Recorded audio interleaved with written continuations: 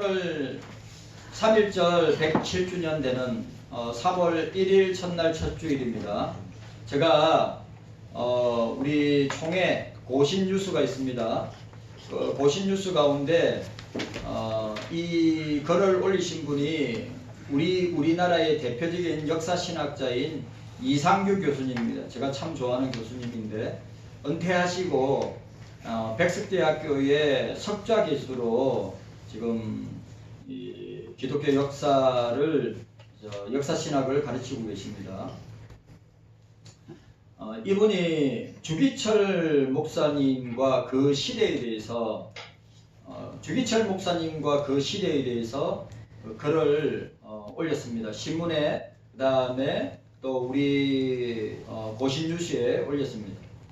지금 정치권에 대한 선지자적인 저항 설교가 도전받는 시대에 시설펄펄한 일제의 궁극주의를 비판한 주기철 목사님을 우리가 3.1절 날에 이 107주년 기념되는 날에 함께 나누는 것은 참 뜻깊은 일이라고 생각합니다.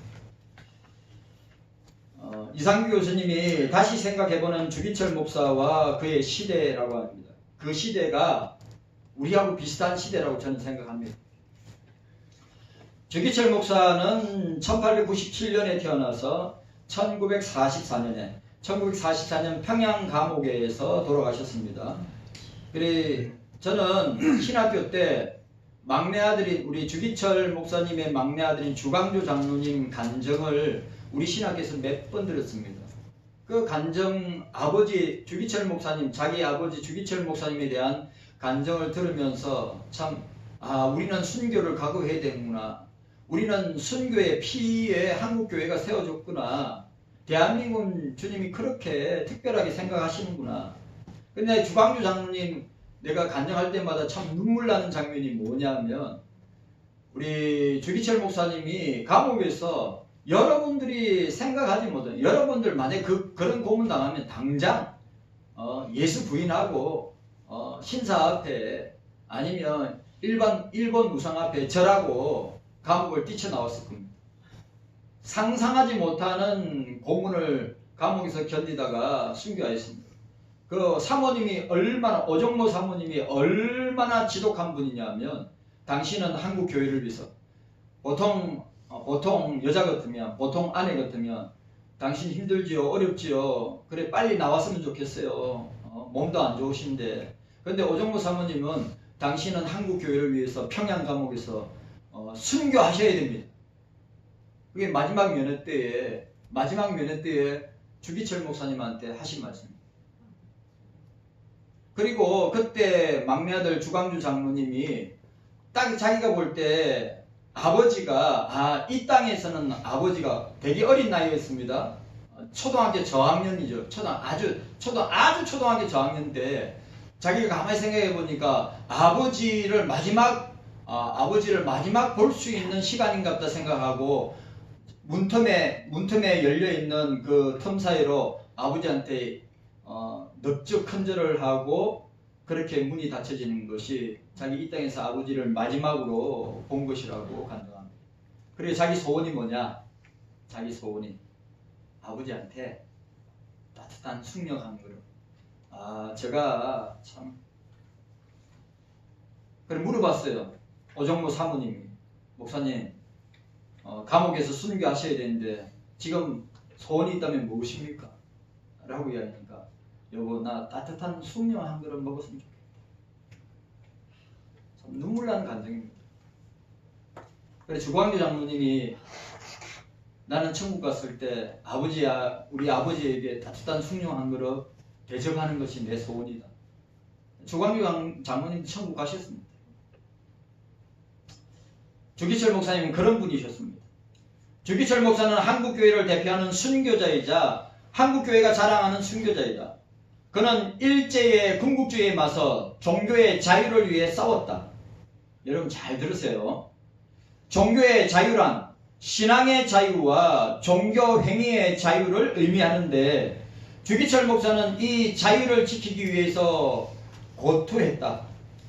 신앙의 자유란 어떤 종교를 선택하거나 선택하지 않을 자유를 의미하고, 종교 행위의 자유란 종교적 행사의 자유, 종교 집회, 종교 교육의 자유, 전도나 선교의 자유 등을 의미한다.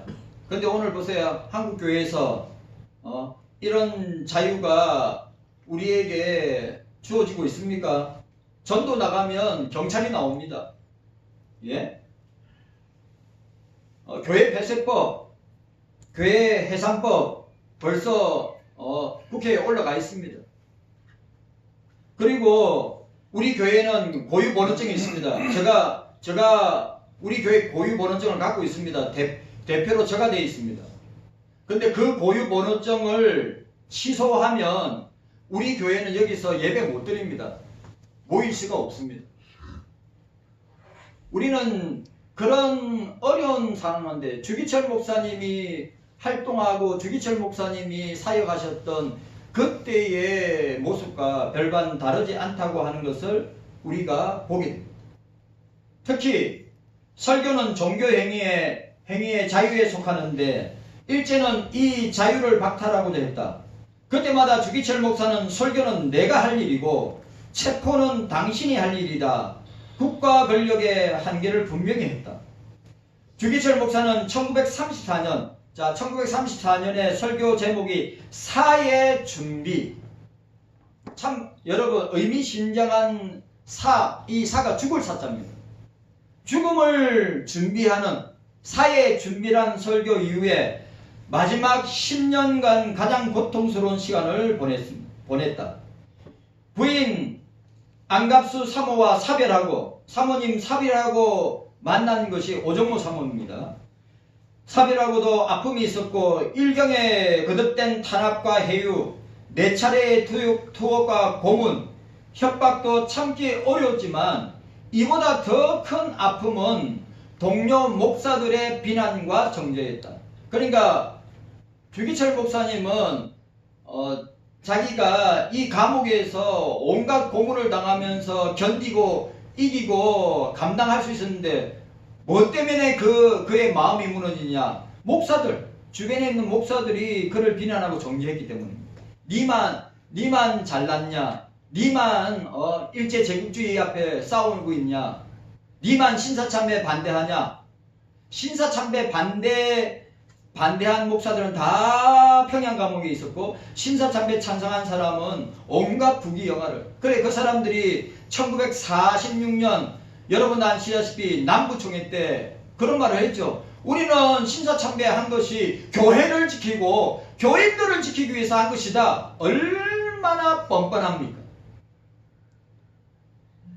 그런데 주기철 목사님이나 우리 고려파에, 오늘 저 보세요. 여기 강대상에 있는 12명의 우리 고려파 신앙의 선조들이 신사참배 반대하다가 온갖 고문을 당하다가 해방을 맞이하여서 나온 분들이란 말이죠.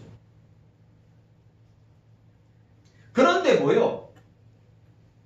니만 감옥에서 고생했냐? 우리는 감옥 밖에서 교회 지키고 교인들 지킨다고 어려움을 당했다 라고 이야기합니다.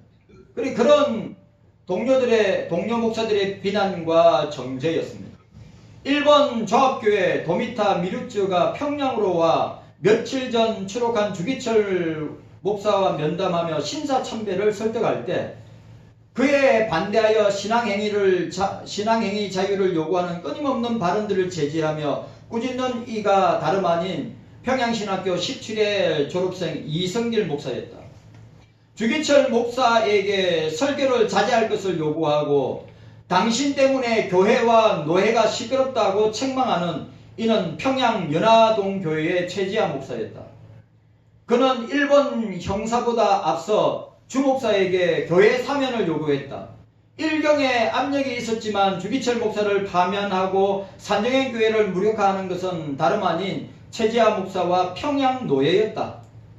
1939년 12월 19일 평양 노예는 임시노예를 소집하고 주기철 목사를 파면했다. 파면의 이유로 권징졸의 19조를 들었다. 총회장의 공고를 따르지 않았다는 이유다. 이때 여러분 아시죠? 1938년도에 27회 총회 때 그때 총회장이 홍택기입니다. 그 유명한 홍택기 부총회장이 김길창입니다. 그런 사람들이 총회장 말을 안 따랐다고 주기철 목사를 파면하고 교회를 갖다가 다른 사람에게 넘겨주려고 했습니다. 그리고 산정현교회 7장로를 정직시키고 신사참배를 반대하는 선교사 퍼나젤의 산정현교회 강단 설교도 금지시켰다. 이 결의를 할 때 아니요 라고 반대한 회원은 한 사람뿐이었다. 그가 우성옥 목사였다. 선교사 페나젤은 불법이요 라고 소리치며 눈물 흘리며 자리를 떠났다.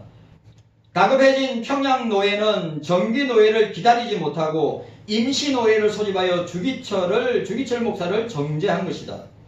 3개월이 지난 후에 평양노회는 연화동교회에서 정기회로 모여 평양교회 목사 명부에서 주기철 목사를 삭제했다. 1940년 3월 24일 부활주일에 산정현교회 강단의 신사참배론자를 강단에 세우기 위해 회중을 밀어내고 길을 턴 이가 다름이 아닌 목사들이었다. 장운경, 이인식, 박응률, 실익현, 김선한 목사 그리고 김치성, 병경한 장로 등이었다.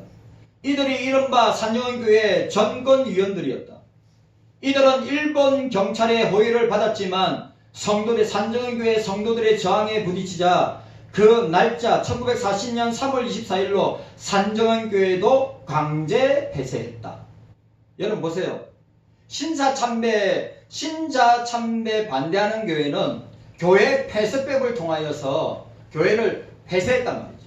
일제시대 때. 그렇게 어떻게 하는지 아십니까?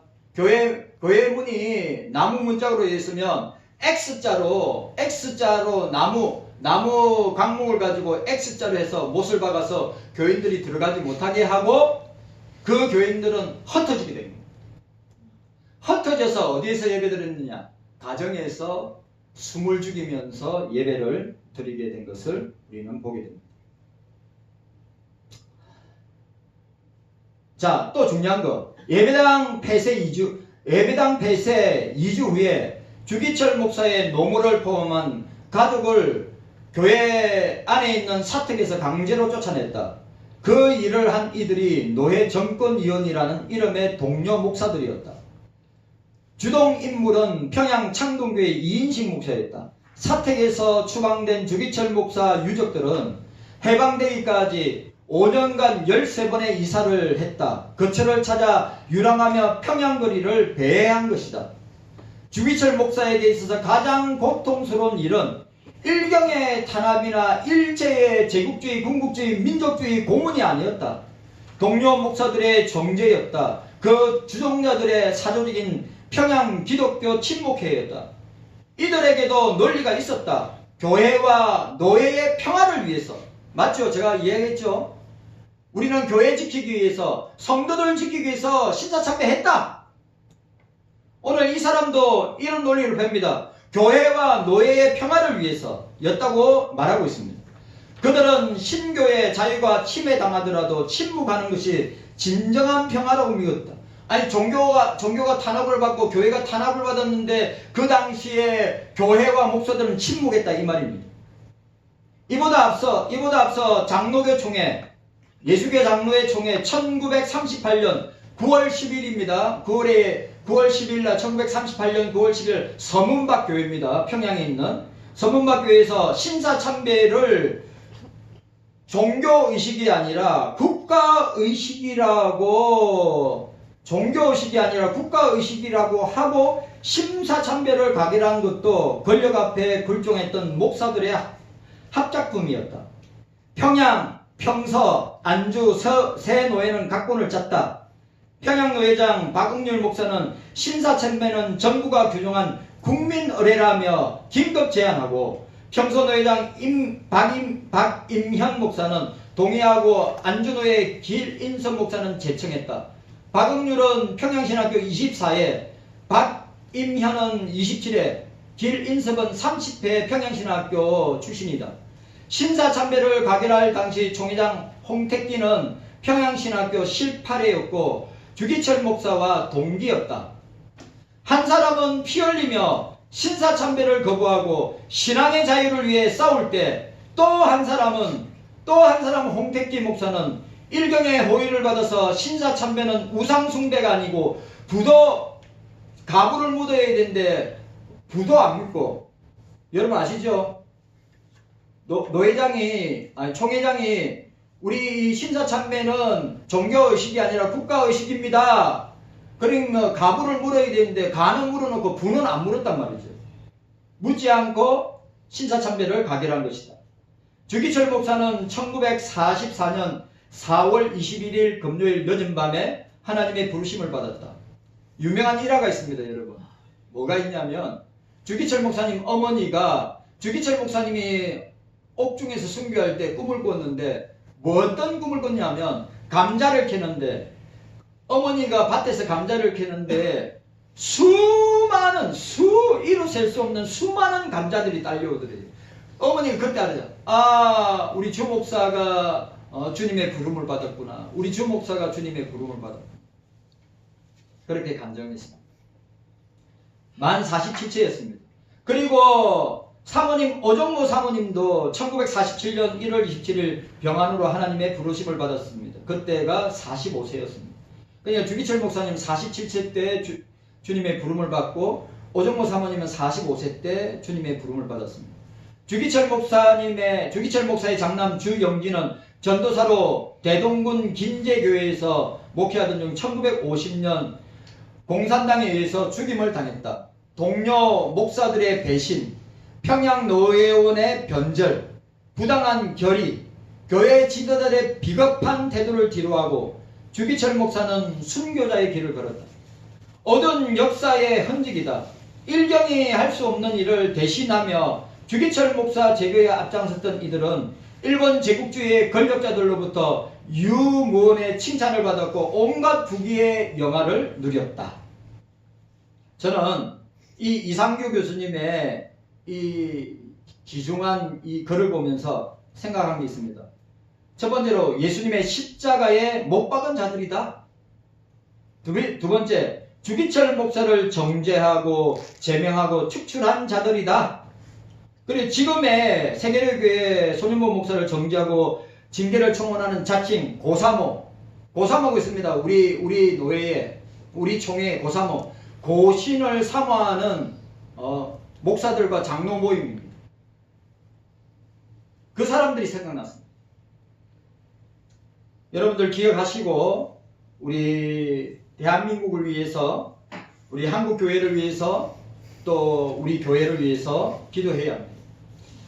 오늘 본문을 보시면 예수님께서 가장 많은 은혜를 베푸신 곳에 회개가 없으며 더 큰 화가 있을 것을 경고하였습니다.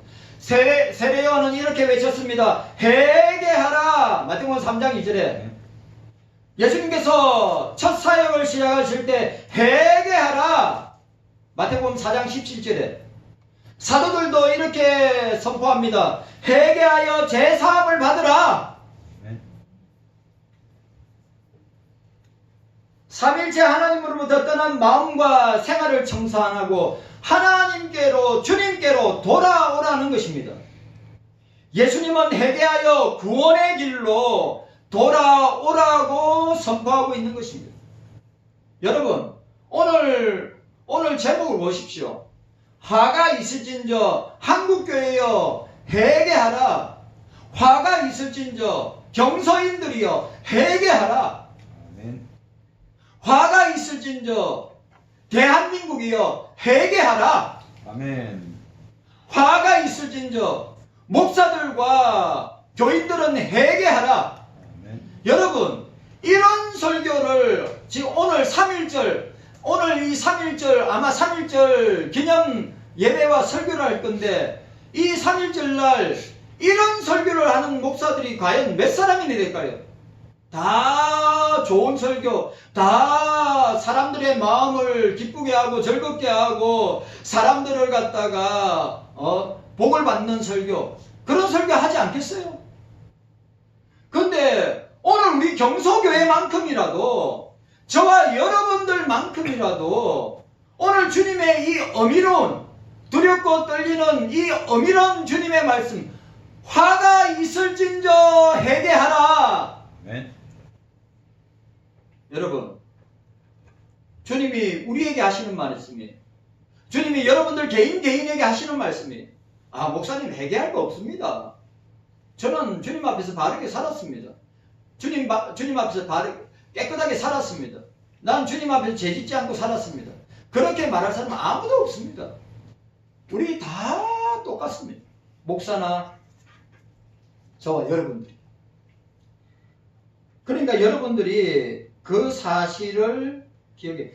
회개가 없는 것에 심판이 있을 뿐입니다. 회개가 없는 것에 주님이 화가 있다고 하였습니다. 저와 여러분들은 통렬하게 이 대한민국과 한국교회와 우리 자신의 내밀하고 엄밀하고 우리 자신의 모습을 놓고 철저하게 회개하고 작업하고 통회해야 되지 않느냐는 말입니다. 목사님, 아니 3.2절 날 뭐 이렇게 무거운 설교를, 우리에게 부담되는 설교를 합니까? 아닙니다, 여러분. 지금 대한민국과 한국교회에 필요한 것은 주님을 향한 첫사랑을 회복하는 것입니다. 아멘. 주님 앞에 내가 그 첫사랑을 어디서 잃어버렸는지 주님이 너는 돌이키고 생각하고 회개하라고 말씀하지 아니했습니까? 계시록 2장에. 네. 우리는 착각 속에 살 때가 너무 많습니다. 우리가 처음 예수 믿을 때 그 첫사랑을 우리가 잃어버리고 지금 신앙생활 하고 있지 않습니까? 예?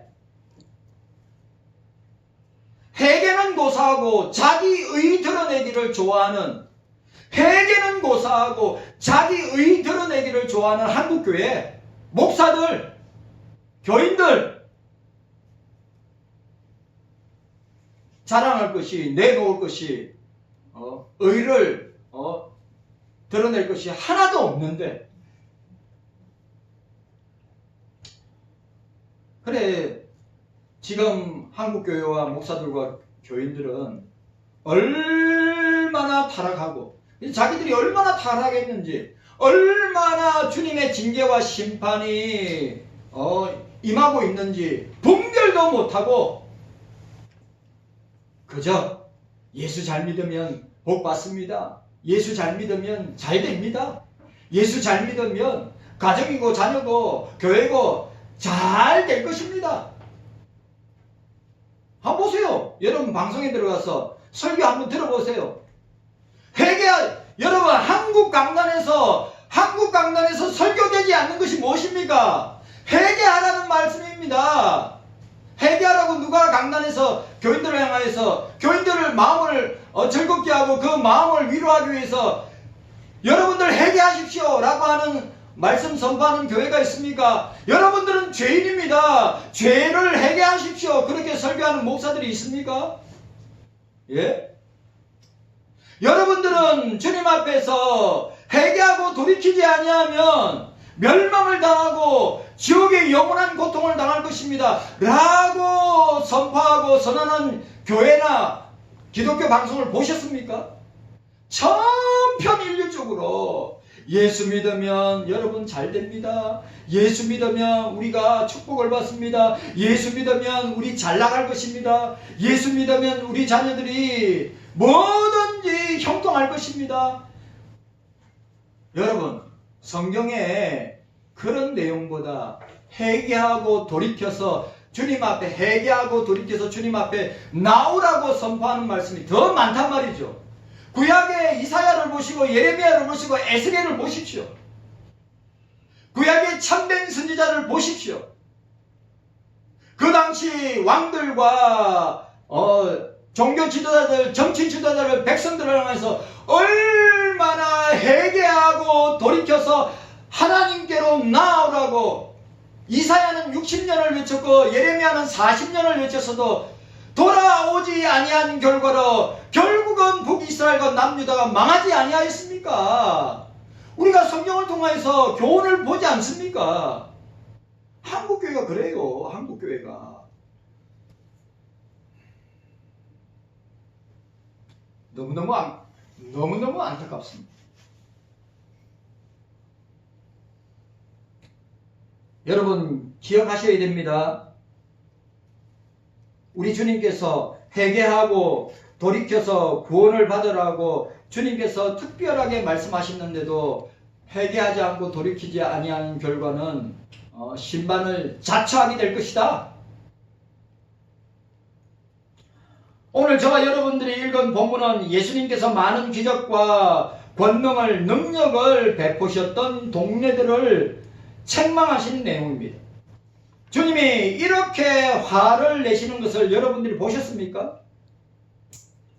이처럼 말씀하시는 것을, 이처럼 강력하게 말씀하시는 것을 본 적이 있습니까? 오늘 본문에 예수님께서는 고라신과 베세다 그리고 가버나움을 두로와 시돈과 소돔 땅에 비교하는 것을 보게 됩니다. 여러분, 두로와 시돈과 소돔 땅은 구약시대의 가장 타락한, 가장 엄난한, 맞지요? 두로와 시돈과 소돔은 구약시대의 가장 타락한 도시의 대표적인 상징적인 도시란 말이죠. 이 도시들의 백성들은 하나같이 불경스럽고 하나님을 두려워하지 않고 하나님을 대적하는 죄악들을 늘 밥 먹듯이 생활하는 사람들이었단 말이죠. 오늘 이 시대에 우리의 모습과 별반 다르지 않습니다. 엄난하고 방탕하고 술 취하고 폭력이 난무하고 인간이 보여줄 수 있는 모든 타락한 것을 한꺼번에 동시에 볼 수 있는 것이 바로 두로와 시돈과 소돔과 고모라였단 말이죠. 그런데 주님은 이러한 악한 도시와 비교해서 고라신, 베세다, 가버나움을 언급하고 계시는 것입니다. 예수님의 말씀을 보면 궁극적으로 고라신과 베세다와 가버나움이 두로와 시돈과 그리고 소돔과 고모라보다 더 악하다고 하는 것을 말씀하고 있는 것입니다. 그래서 더 무서운 심판을 받게 될 것이라고 오늘 주님께서 말씀하고 계시는 것입니다. 그렇다면 여러분, 지금의 대한민국이나 지금의 한국교회나 지금 대한민국의 도시들을 여러분 보시기를 바랍니다. 오늘 예수님이 언급한 이 도시들이 도대체 얼마나 악하였길래 예수님께서 이렇게 말씀하셨는가 라고 하는 것입니다. 그런데 여러분 가만히 생각해 보십시오. 실제로 실제로 여기 고라신이나 베세다나 가버나움은 실제로 악인들이 할기를 쳤다든지 아니면 그 악인들이 선한 사람을 공격했다든지 아니면 윤리적으로 도덕적으로 타락했다든지 아니면 사기를 치고 성폭행을 행하고 뇌물을 받고 거짓말하고 그런 타락한 도시가 아니었단 말이에요. 예수님께서 사역하시면서 가장 많이 머무신 곳이 가버나움이었습니다. 예수님께서 가장 많은 큰 권능과 놀라운 역사를, 이적과 표적과 기사를 행한 곳이 바로 가버나움, 지금 우리가 거명하고 있는 그 도시였단 말이죠. 백부장의 병든 종을 고치시고 예수님의 제자 중에 베드로와 안드레가 베세다 출신이고 예수님께서 맹인을 눈뜨게 하시고 베세다에서 오병이의 기적을 행하시고 또 나병 환자를 고치시고 중병 환자를 고치시고 귀신을 쫓아낸 것도 바로 이곳이란 말이죠. 그런데 예수님은 이곳을 가리켜 두로와 시돈보다 악하고 소돔보다 더 악한 곳이라고 말씀하셨습니다. 아무리 둘러보아도 그럴 만한 이유가 없는 것 같은데 왜 이렇게 주님께서 말씀하셨을까? 도덕적으로 윤리적으로 그렇게까지 엄난하고 타락하지 아니했는데, 남에게 해를 끼치지 아니했는데, 악한 일을 행하지 아니했는데 왜 주님은 오늘 고라신과 베세다와 가버나움을 향하여서 이렇게 구약의 도시인 두로와 시돈과 소돔과 고모라보다 더 악하다고 말씀을 하셨습니다. 자, 21절. 자, 여러분 우리 21절 말씀 한번 읽어보도록 하겠습니다. 자, 21절입니다. 함께 읽습니다. 21절 시작. 다가 있을진저 고라시나 다가 있을진저 베세다야 너희에게 행한 모든 권능을 두로와 시돈에서 행하였다면 저희가 벌써 베옷을 입고 제 앉아 회개하였으리라고 하였습니다. 여러분 두로와 시돈은 해안가에 위치한 이방 땅입니다. 거기는 원래 우상이 창궐한 것입니다. 두로와 시돈은 바알과 아세라를 열심히 섬겼던 우상의 땅이었단 말이죠. 그리고 여러분들이 잘 아는 북이스라엘의 가장 악한 왕이었던 아합 왕의 아내가 바로 이세벨의 고향이기도 합니다. 하나님의 백성들로 바알과 아세라를 섬기게 한 사람들이 누굽니까? 바로 아합 왕과 이세벨이 아닙니까? 그런데 주님께서 이곳에 가셔서 고라시나 베세다야 가버나움에서 행했던 기적을 이적과 표적과 기사를 행하셨다면 온 동네가 회개하고 뒤집어졌을 것이라고 말씀하고 있는 것입니다. 화가 있을진저 너희들은 두로와 시돈보다 소돔보다 더 악하다. 자, 그 이유가 무엇인가? 고라신과 베세다 가버나움에 사는 사람들은 주님의 말씀을 듣고 행하시는 이적과 표적과 기사를 보고 직접 손으로 만진바되고 눈으로 본바되고 주님께서 행하시는 그 놀라운 일들을 받은 도시고 받은 사람들이었단 말이죠. 그러나 은혜로 하지 못하고 감사할 줄 몰랐습니다. 그래서 주님은 심하게 책망한 것입니다. 은혜를 알지 못하는 죄가, 은혜를 만유리 여기는 죄가 얼마나 무섭고 큰 죄인가를 우리에게 보여주시고 있는 것입니다. 여러분, 우리는, 저와 여러분들은 이미 멸망을 당하게 되고 저와 여러분들은 이미 지옥의 영원한 징계와 심판을 받고 멸망을 당하게 될 존재들인데 예수 그리스도로 말미암아 구원의 은혜를 받은 저와 여러분들인 줄 믿습니다. 아멘. 그 은혜를 망각하니까 이런 일이 생기는 겁니다. 우리가 은혜 받을 수 있는 조건이 있습니까? 우리가 예수님의 구원을 받을 만한 자격이 있습니까? 우리가 예수님의 사랑을 받을 수 있는 그런 그릇이 됩니까? 그런데 주님은 그런 저와 여러분들을 사랑하시되 끝까지 사랑하시고 십자가에 죽기까지 사랑하시고 십자가에 피 흘려 우리 죄를 사하시고 구원하신 그 구원의 은혜를 받은 자들인데 그 은혜를 망각하니까 첫사랑을 잃어버리는 거예요.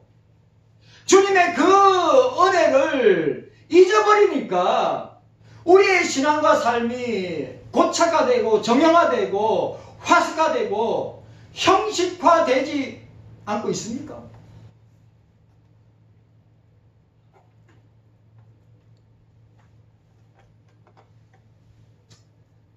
왜 주님께서 화가 있을진저 진노와 징계와 심판과 회개를 선포하고 계십니까? 자, 그 첫 번째가 뭐냐면 예수님을 영접하지 아니했기 때문에. 예수님께서 이 도시에 자신의 영광을 드러내셨는데도 불구하고 자기가 메시아이심을, 자기가 구원자이심을, 자기가 살아계신 하나님의 아들이심을 보여줬습니다. 직접. 고라신과 베세다와 가버나움에 여러분 말씀해 예수님의 사역의 거의 중심이 된 곳이 고라신과 베세다와 가버나움 아닙니까? 근데 그들에게 내가 하나님의 아들이요, 내가 너희 죄를 사하고 구원할 구원자이라고 그 이적과 표적과 기사를 보여주고 나타내심에도 불구하고 그들은 예수님을 영접하지 아니했단 말이죠. 지금 한국교회가 그렇습니다. 지금 우리들이 그렇습니다. 예수님께서는 말씀하신 이 고라신과 베세다와 가버나움에 주님 당신의 영광을 선포하셨는데 예수님을 영접하지를 아니했습니다. 예수님께서 그곳에 사셨기 때문에 가버나움은 특별한 특권을 누렸던 도시였습니다. 그곳에 하나님의 아들이 사셨습니다. 구원자가 사셨습니다. 그래서 주님은 그곳에서 많은 권능을 행하셨습니다. 백부장의 병든 종을 깨끗하게 낫게 하셨습니다. 눈먼 자를 눈뜨게 하셨습니다. 그들 앞에서 예수님이 하나님의 아들이시오, 참된 하나님이시오, 참된 사람이면서 십자가에서 우리 죄를 위하여 살찌고 피 흘려 죽으심으로 구원하실 주님이심을 그들에게 선포하였습니다. 그런데도 예수님을 받아들이지 아니하였습니다. 우리들도 마찬가지입니다. 성부 하나님의 놀라운 복과 은혜를 받았는데도 불구하고 예수 그리스도, 독생자 예수 그리스도께서 십자가에서 죽으시고 그리고 우리를 구원하시기 위해서, 우리를 죄에서 구원하시고 주님 자녀 삼아주기 위해서 사망번제를 위해서 부활하신 것을 우리가 말씀을 통해 보시지 않습니까?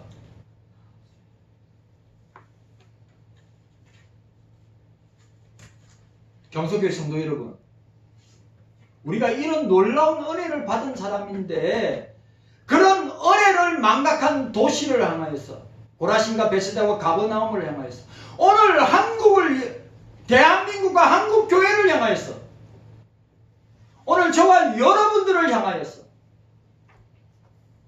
너희들이 첫사랑을 잃어버렸다. 너희들이 구원의 은혜를 잃어버렸다. 너희들이 아버지의 사랑을 버렸다.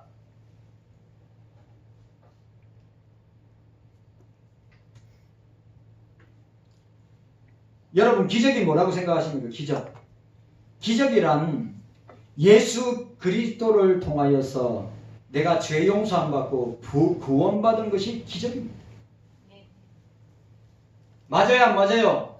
이 세상에 여러분들이 비교하고 여러분들이 서로 입을 맞춰서 서로 누가 크냐 누가 작으냐 그 서로 견주면서 그렇게 말하는 가운데 여러분들에게 일어난 사건 중에, 여러분들에게 일어난 기적 중에 최고의 사건과 기적이 뭐냐? 예수님께서 내 죄 때문에 죽으시고 나를 구원하시기 위해서 나를 십자가에서 살찌고 피 흘려 죽으심으로 나를 구원하신 것이 내 인생의 가장 큰 은혜요, 내 인생의 가장 큰 기적이다.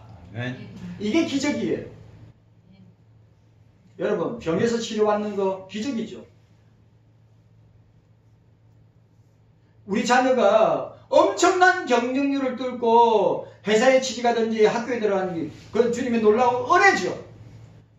그런데 저와 여러분들에게 있어서 가장 큰 은혜와 기적이 뭐냐? 예수 때문에 내가 죄 용서 받아서 구원받은 주님의 자녀가 되었다. 고라신과 베세다와 가버나움에 그렇게 말씀을 선포하시고 그렇게 권능을 행하셨는데도 예수님을 영접하지 아니했다. 예수님을 믿지 아니했다. 하나님의 그 사랑, 주님의 그 사랑을 받고도 저들은 감사할 줄 몰랐습니다. 성부 하나님이 독생자 예수님을 우리에게 주셨습니다. 우리의 모든 필요한 것을 채워주셨습니다. 병을 고쳐주셨습니다. 말씀으로 가르치고 선포해 주셨습니다. 그럼에도 불구하고 하나님께, 주님께, 삼일체 하나님께 감사할 줄 모르는 그들을 향하여서 너희들이 두로와 시돈과 소돔과 고모라보다 더 큰 심판을 받게 될 것이다.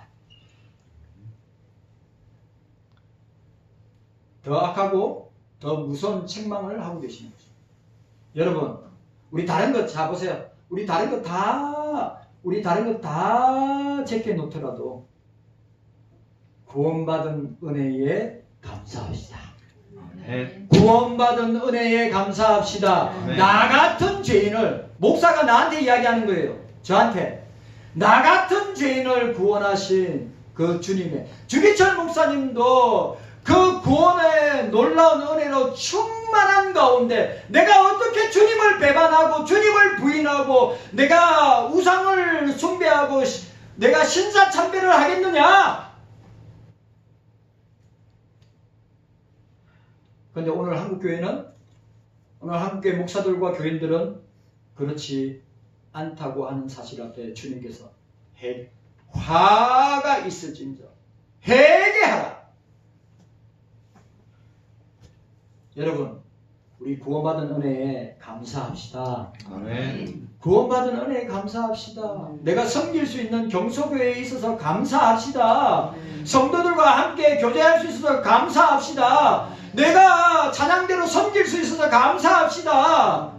내가 주님의 몸된 교회를 돌아볼 수 있고 내가 그 주님의 몸된 교회를 위해서 물질로 내 몸으로 섬길 수 있어서 얼마나 감사합니까? 그 주님의 구원의 은혜에 감사하기 때문에 우리 경소교회를 복주시고 우리 경소교회 가정들을 복주시고 자녀들을 복주시고 우리에게 은혜와 복을 주시는 줄로 믿으시기를 바랍니다. 그런데 고라신과 베세다와 가버나움이 이런 은혜를 받았는데 신령한 복을 받았는데 하나님의 복을 받았는데 하늘의 복을 받았는데 불구하고 그들은 그런 영적인 복보다 세상의 복, 육적인 복을 좋아함으로 말미암아 주님에게 이런 책망을 받게 된 것입니다. 감사가 없는 거죠. 구원의 은혜에 감격하지 않는 거죠. 늘 감사 없이 불평과 원망 속에 살고 있기 때문에 이런 일들이 일어나는 것입니다. 여러분, 감사합시다. 깨닫는 은혜가 저와 여러분들에게 있기를 주의 이름으로 축원합니다. 주님 감사합니다.